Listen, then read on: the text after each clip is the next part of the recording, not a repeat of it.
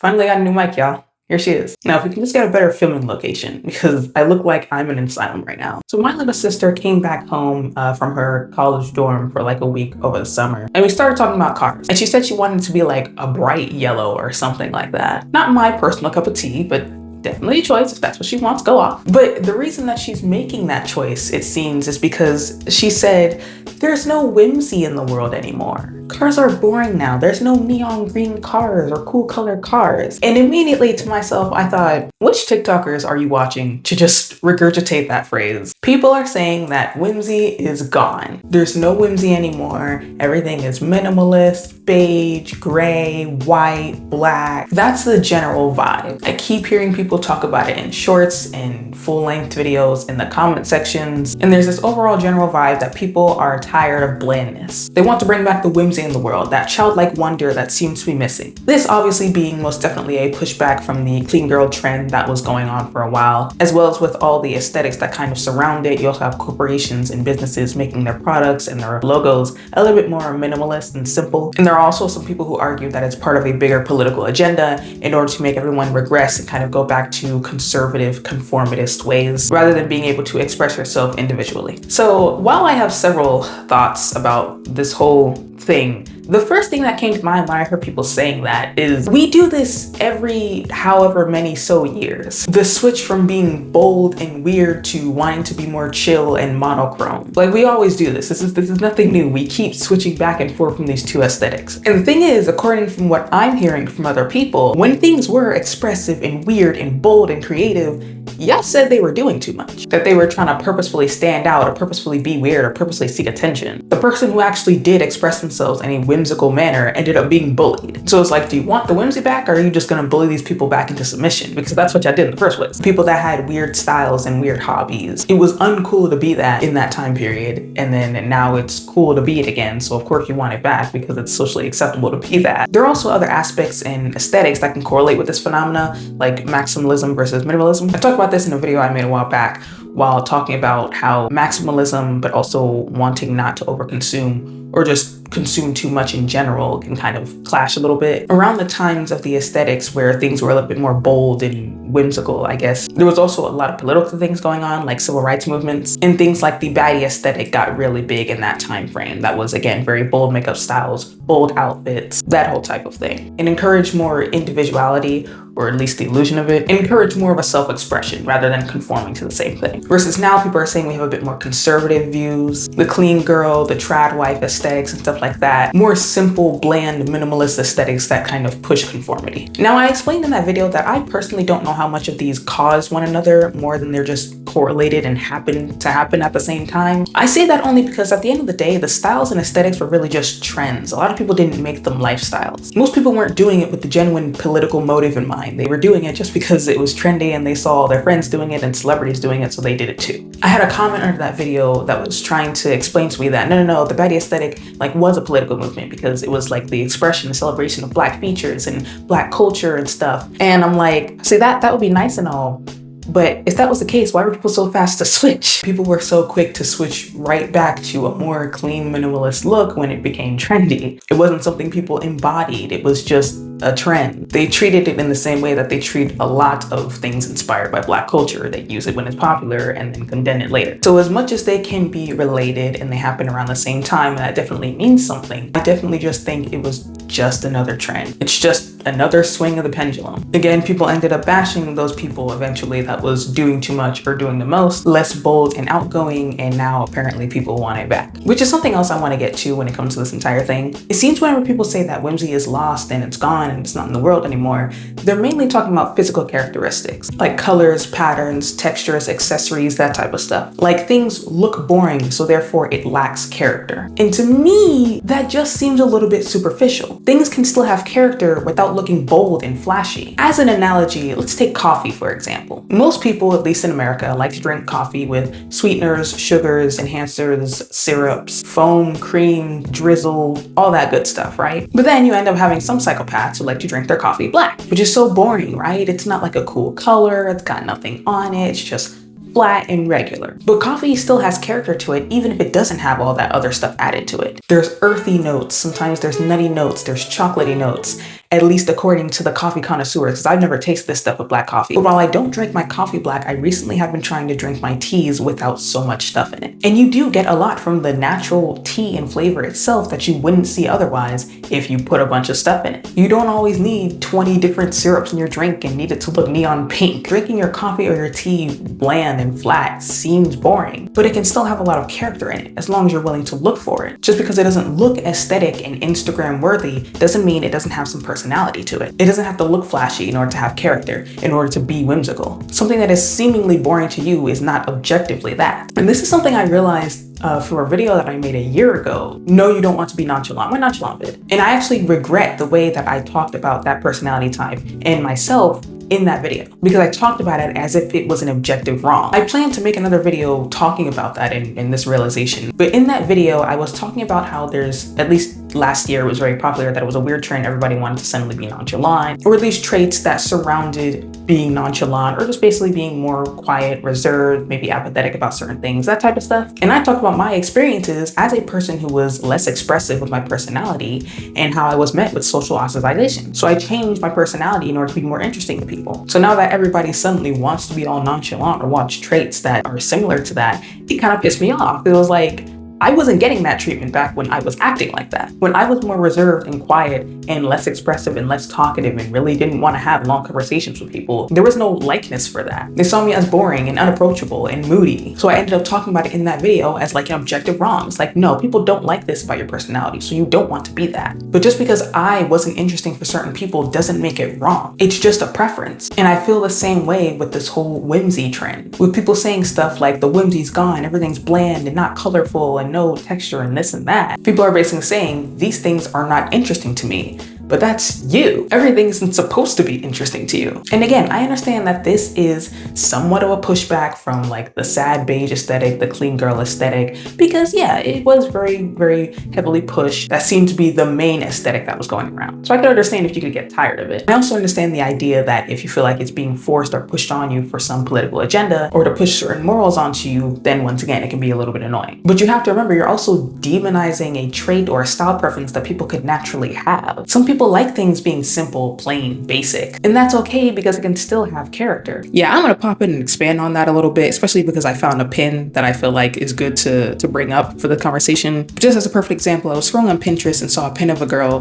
that was saying, I'm not falling for the clean girl makeup propaganda, right? She was doing like a more bold look. Perfectly fine. Like her video wasn't the issue. It's like, whatever, if you don't like that makeup style, that's okay. You're entitled to that preference and opinion. Although the tone, of course, and the way that she captioned it could imply certain things, but again, it's your opinion, whatever. But it's some of the comments that were once again trying to make it seem like it was some crime to have a certain look. By one person saying the clean girl makeup look reminds me of like 10-year-old Sephora girls, which I'm not sure what that means. Or there was another girl praising her and applauding her for expressing herself and being herself and not giving into trends and just being confident in your own look. See, that's cute, cool, fine and dandy, whatever, except that makeup style was also a trend at a certain point. The bold glam, bold eye makeup, that whole thing, that most definitely was a trend, which is fine.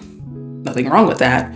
But like, again, trying to make it seem like it is something revolutionary or completely different when it's just a trend, just like the clean girl makeup styles. Just putting things on a pedestal that are at the same level. Trying to bring things up, put other things down, other styles down. There's some overlap all the time, number one. And number two, they're just switching trends. That's all it is. That is all we keep doing every few years or so. We get bored of one thing and then ridicule that group. And then we do the opposite thing and then ridicule that group because we're bored of it. And that's another thing I very quickly want to bring up too. You know, with this whole whimsy, I want more bold things, I want more out there things. Do you want bold or do you want safely bold? Because I feel like that's where people are leaning towards. Whenever I think of things of like really out there hobbies or alternative styles and stuff, I feel like those people get bullied a little bit. I feel like they get described as weirdos, and not in a good way, or attention seekers or doing too much. So do you really want a bold style or do you want like what society deems as bold, which is usually pretty safe because again, it's a trend and everyone's already doing it? I'm just asking. Because y'all be the same people asking for this stuff, but then make fun of these people for dressing this way and acting this way. When somebody wears something a little bit strange or outlandish or bold or whatever, we are so ready to drag them down, even though they're expressing themselves. And again, I'm not saying you have to like every style. I certainly don't. There are several styles, outfits, clothing pieces, scents that I personally do not like. and I will hate on. But I personally am not the one asking for whimsy to come back. And again, I also don't confine myself to one style, so that's the reason why it's never really an issue to me. Because if I get bored of a style, I can just do another one. I don't have to ridicule that style into submission until they go hide to their hidey hole and then wait for another aesthetic to pop up. But I'll talk more on that later. But yeah, just don't ridicule something that might actually be somebody's style. Some people don't care to walk outside like it's LA Fashion Week. Some people don't care for things to have glitter and neon colors. And this is coming from somebody who enjoys maximalizing my stuff, I guess, by the way. A lot of people misunderstand that when I make my videos and I argue certain things, they immediately think that that's my perspective because that's how I am. And while that is the case most of the time, it's not the case all the time. I just like playing the devil's advocate. But if I were being completely honest with myself, I do align a little bit more with like the maximalist, bold, doing the most type of style. So this is coming from somebody who enjoys a more maximalist aesthetic. And sometimes I would catch myself looking at other people and their basic outfits and being like, it could use a little bit something more. But it's like, it's not on me. If they want to go outside with a hoodie and some sweatpants and sneakers every day, so be it. Some people are just trying to find motivation to get out of bed in the morning. If their outfit isn't interesting to you, too bad. Even if something doesn't look interesting to you, it can still have individual personality. Whimsy is ultimately just supposed to be a true expression of yourself, whatever that may be. Which brings me to my next point.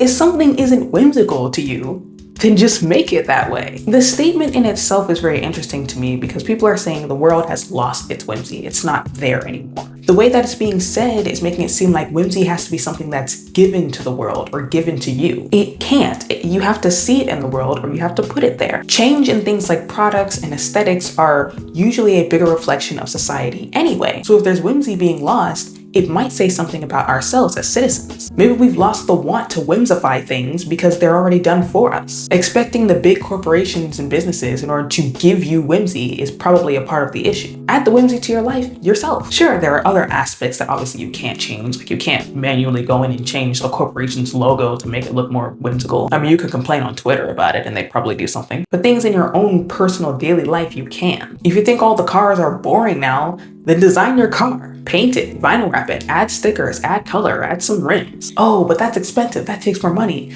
Yeah, that's kind of the point. Getting things in color and decorations was always more expensive. That's why the aesthetic of maximalism historically was a status symbol. You could afford things like fancy, exotic colors and intricate designs that the other peasants could not. These things always cost more, which I understand why from like a logistic business standpoint. I understand how that works, but it can be frustrating sometimes because it's like, I want this to look cool and colorful, but that costs more money. So you know what I do whenever I think something is bland? I design it myself. I design like everything I have. Neutral things can be spiced up. I can usually look at something and be able to create a vision for it and then execute that vision. This shirt, as a matter of fact, I designed myself. This was a long sleeve, like picture this as like a V-neck.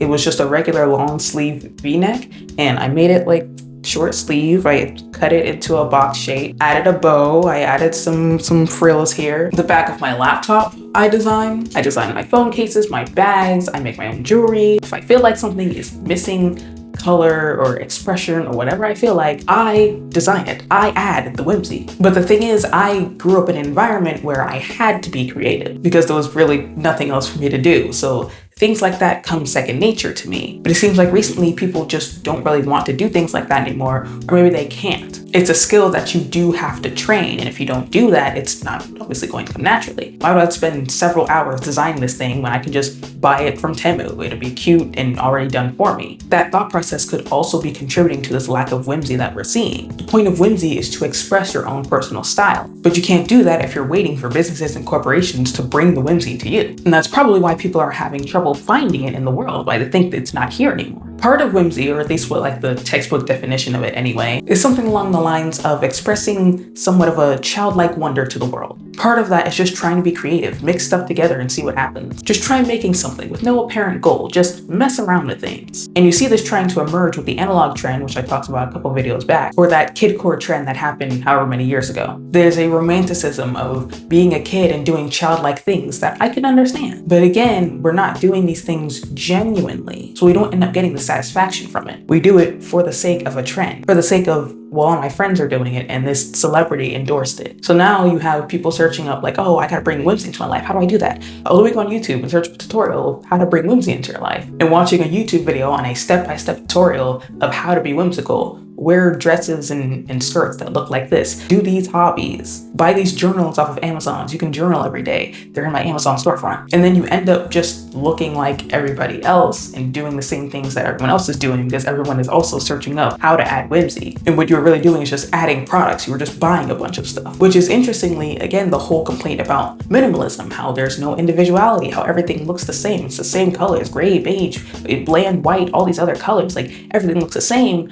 But if you're searching up how to be whimsical and everyone's following the same tutorials and doing the same things, aren't you all going to end up looking the same as well? Because you're treating these traits as an aesthetic, not as a genuine lifestyle, not as something that you actually want to add into your day-to-day. If bright, bold, and brash is your style, that's fine. But I think it's very important for us not to conflate a personal style and preference with an objective wrong. We keep making fun of people for their styles, whether it be too boring or bland or too out there and bold. And then we end up going in circles, keep pushing ourselves back from each spectrum. If your style is super bold and super out there, that's fine, but that's not everybody's style. I know a lot of people don't like, minimalist things anymore because they're tired of it, but I personally think it works in certain situations. But also in other situations, it doesn't. I think certain companies and brands and logos and products actually benefit from a nice, sleek, simple, minimalist view, while others could use some color. It doesn't always have to be all or nothing. Yeah, so I need to elaborate on that as well. Why do we have 23 million forms of aesthetics if we're just gonna enclose ourselves to one every year? And then once again, ridicule when we're bored of it. Sometimes there is a right place and a right time to wear certain things. It does not have to be all or nothing. I don't know when we're going to learn this. There are different occasions where you can wear something clean girl or simple and wear something bold and extravagant. There are certain places and time for just regular, boring sweatpants and a t-shirt versus a super extravagant dress. Sure, you can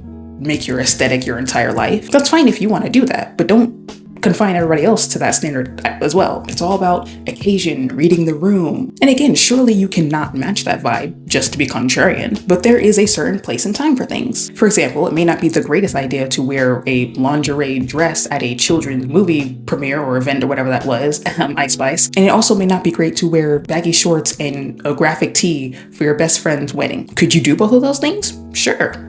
I wouldn't recommend it. So again, certain place, certain time. You don't have to confine yourself to one, is what I'm saying. Like, I don't know why we keep doing this every year where it's like, can we normalize? Can we bring back? Can we this? Don't ask, just do the thing. And if other people don't want to do that thing, don't ridicule them for not wanting to do that thing. Sometimes it's okay to go outside with a basic pair of leggings and a sweater. It may be basic for you, but that doesn't mean it can't have character. We keep hitting these extremes because we are imposing our personal preferences on other people as a moral objective wrong and telling them nobody wants this anymore. Everybody's tired of the clean girl aesthetic. We don't want simple makeup styles.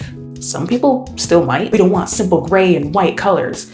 Some people still might. Yes, it would be nice to see a shift from that in other things, but it doesn't have to be a complete and total shift. We keep looking back on the world with these rose-tinted glasses, with this nostalgia and this like, oh, everything was better back then. But it's like, that was just another point of the extreme that we hit. Saying that life was more whimsical in the past than before is kind of neglecting how we made that shift in the first place. Why people decided to be a lot more enclosed and conformist and bland, because they were being bullied for being otherwise. Also, you do have to remember, I'm just gonna throw this in here very quickly. People need to remember that when you look back on the older days and think, wow, things were so much better back then, it's because you were younger. Like, you were a kid. Of course, everything's gonna seem great. Or at least if not a kid, you were younger and maybe you had less responsibility, or just your view on the world was very different. So it's like, when we keep looking back and we keep thinking that everything was better back then, I'm not saying that things didn't change for the worse today, but we keep looking back and complaining about things when it's like, we have those same versions today, they just look different. And then again, not only do we complain about these things, but we have the power to change it and do something about it. Like I said, we can add the whimsy into our own lives that we're so desperately looking for. You can't wait on somebody else to do it for you. I understand that times now are very scary and uncertain. I understand the whole climate of everything. It's just, things can be really scary. And while we may feel powerless to handle the bigger things, that doesn't mean there aren't smaller things that we can actually do something about. But just don't make somebody's personal style a no-no just because your own personal preference. There's a big difference between this is objectively bad versus I just don't like it. So just keep that in mind as we make this big comeback and shift from minimalism to more bold and expressive styles. With that being said, that's all I have for you guys today. Thank you so much for watching, and I will see you in the next video.